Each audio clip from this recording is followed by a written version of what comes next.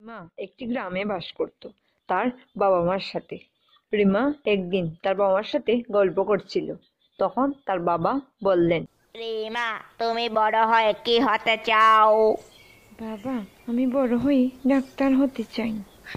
Doctor হতে হলে তো অনেক পড়াশোনা করতে হবে। তুমি কি তা পারবে? হ্যাঁ, আমি পড়াশোনা করতে পারবো।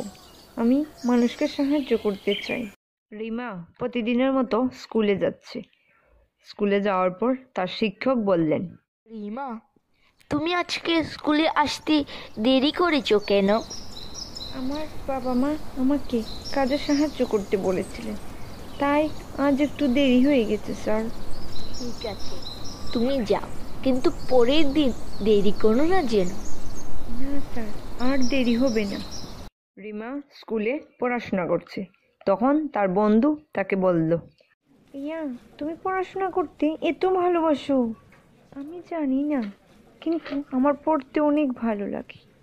তুমি কি বড় হয়ে ডাক্তার হতে চাও? হ্যাঁ, আমি ডাক্তার হতে চাই। রিমা স্কুল পাশ করে কলেজে গিয়ে ভর্তি হলো। রিমা কলেজে পড়াশোনা করছে। তার শিক্ষক তাকে বললেন, রিমা, তোমার পরীক্ষার ফলাফল খুব ভালো হয়েছে, তুমি মেডিকেলে ভর্তি হতে পারবে। হ্যাঁ স্যার, আমি খুব খুশি হয়েছি। আমি মেডিকেলে ভর্তি হব। রিমা কলেজ পাশ করে মেডিকেল পাশ করে ডাক্তার হলো। সে রুগীদের চিকিৎসা করতে শুরু করলো। একদিন সে তার বাবা মার সাথে বসে কথা বলছিল। তার বাবা বললেন, রিমা, তুমি আমাদের গর্বিত করেছ।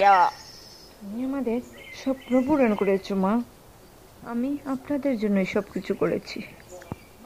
তুমি আমার একজন গর্ব। রিয়া, তুমি আমার একজন অনুপ্রেরণা। ধন্যবাদ সবাইকে। আমি আপনাদের সবার ভালোবাসা পেয়ে খুব খুশি হয়েছি। আপনারা সব সময় আমার জন্য আশীর্বাদ করবেন। এই গল্প থেকে আমরা এই শিক্ষা পাই যে সফল হওয়ার জন্য কঠোর পরিশ্রম করতে হবে। পরিশ্রম করলে মানুষ কোনো বিষয়ে হারে না, সব সময় জিতে।